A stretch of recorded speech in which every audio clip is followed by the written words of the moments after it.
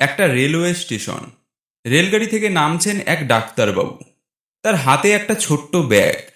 এতটুকু ব্যাগ সহজেই হাতে করে নিয়ে যাওয়া চলে। তবু ডাক্তারবাবু কুলি কুলি বলে চিৎকার করতে লাগলেন। একজন এগিয়ে এলো ডাক্তারবাবুকে সাহায্য করবে বলে। তার পরনে ধুতি, গায়ে মোটা চাদর, পায়ে সামান্য চটি। কুলি এসেছে ভেবে ডাক্তার তার হাতে ব্যাগ তুলে দিলেন। লোকটাও ব্যাগ নিয়ে স্টেশনের বাইরে দাঁড়ানো ডাক্তারবাবুর পালকিতে পৌঁছে দিল। ডাক্তার তাকে 2টি পয়সা দিতে হাত বাড়ালেন। লোকটা বলল, না না, পয়সা দিতে হবে না। আপনি এত ছোট ব্যাগ নিয়ে এত বড় বিপদে পড়েছিলেন দেখে আপনাকে সাহায্য করতে আমি এগিয়ে এসেছি। পয়সা দিতে হবে না? তুমি কেমন কুলি? আমি ঠিক কুলি নই। তুমি কুলি নও? না, আমার নাম ঈশ্বরচন্দ্র শর্মা। লোকে অবশ্য আমাকে বিদ্যাসাগর নামেও ডাকে।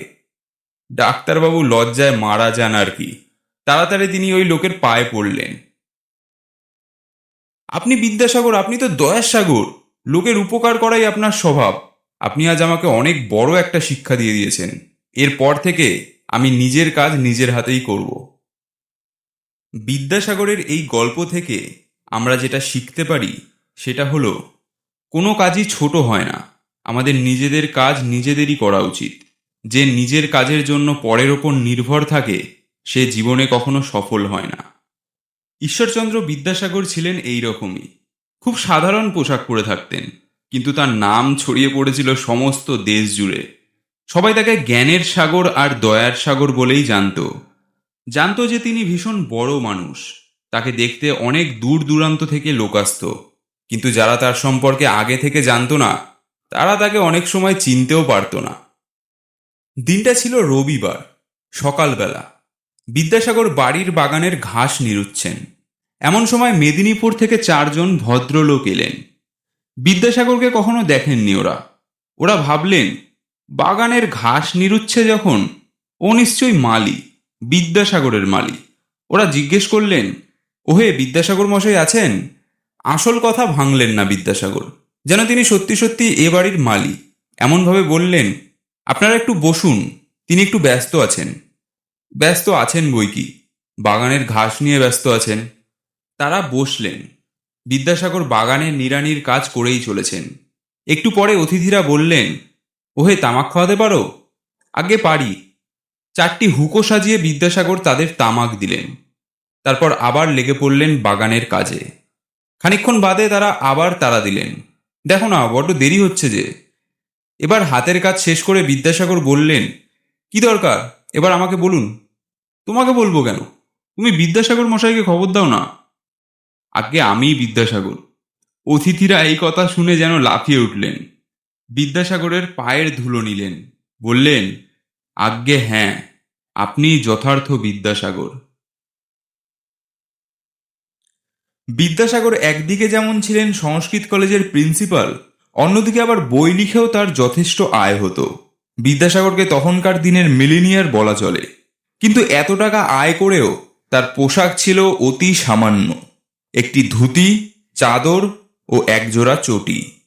বিদ্যাসাগরকে যারা কখনো দেখেননি তারা অনেক সময় এই ঠেঙো ধুতি পরা ব্রাহ্মণটিকে পালকি বাহক বলে ভুল করতেন। কোনো এক গণ্ডগ্রামের একটা স্কুলে বিদ্যাসাগর আসবেন। মেয়ে পুরুষের ভিড় উপচে পড়ল। সকলেই বিদ্যাসাগরকে একবার দেখতে চান। দুপুর পার হয়ে গেল, বিদ্যাসাগর এখনো এসে পৌঁছলেন না। মাথার উপর রোদের তেজ বেড়ে উঠল, তবু ভিড় কমে না। বিদ্যাসাগরকে একবার চোখে না দেখে কেউ এখান থেকে সরবে না। হঠাৎ শোনা গেল বিদ্যাসাগর আসছেন। বিদ্যাসাগর চলে এসেছেন। এক বৃদ্ধা ভিড় ঠেলে এগিয়ে গেলেন। একজন ভদ্রলোককে জিজ্ঞাসা করলেন, কই গা, বিদ্যাসাগর কই? ভদ্রলোক সামনেই বিদ্যাসাগরকে দেখিয়ে বললেন, ওই যে বিদ্যাসাগর মশাই। বৃদ্ধা অবাক হয়ে খানিকক্ষণ বিদ্যাসাগরের মুখের দিকে তাকিয়ে রইলেন। বললেন, আমার পোড়া কপাল, এই মোটা চাদর গায়ে উড়ে দেখবার জন্য এই রোদে ভাজা ভাজা হলুম। না আছে গাড়ি, না আছে চোগাচাপ কান।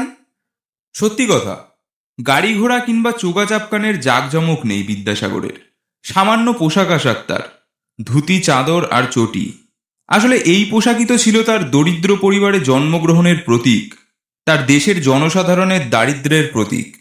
তার নিজের সমাজে এটাই তো ভদ্রবেশ, তাই তিনি অন্য সমাজের অন্যবেশ পরে আপন সমাজের ও সেই সঙ্গে নিজেকে অবমাননা করতে চাননি। সাদা ধুতি ও সাদা চাদর পরেই ঈশ্বরচন্দ্র সেই সময় যেই সম্মান লাভ করেছিলেন, বর্তমানে আমরা রাজাদের ছদ্মবেশ পরেও নিজেদের সেই গৌরবের কানাকড়িও দিতে পারি না। বিদ্যাসাগর রাজদরবারেও তার এই পোশাক ত্যাগ করার প্রয়োজন মনে করেননি। বিদ্যাসাগর তার এই চটি ছাড়া অন্য কিছু পায়ে তোলেননি।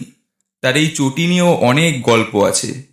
বিদ্যাসাগর তখন এশিয়াটিক সোসাইটির সদস্য, সেই সূত্রে বহুবার তিনি জাদুঘরে গেছেন, যা সবসময় থাকে পায়ে, তার তাল তোলার চটি, সেই নিয়ে কোনোবার বাধা বিপত্তি পাননি।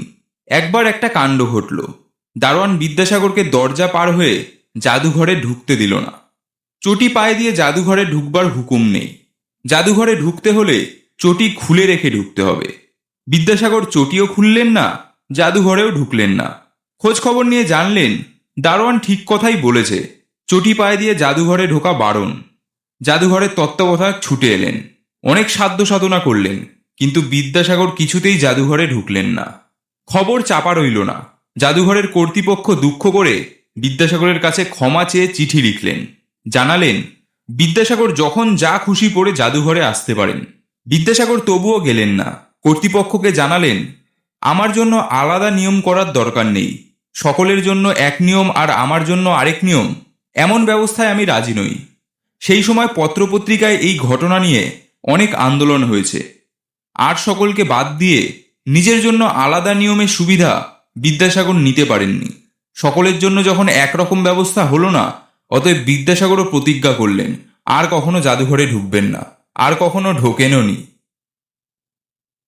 এই চটি নিয়ে আরেকটা গল্প আছে। বর্ধমানের রাজবাড়িতে গিয়েছেন একবার বিদ্যাসাগর।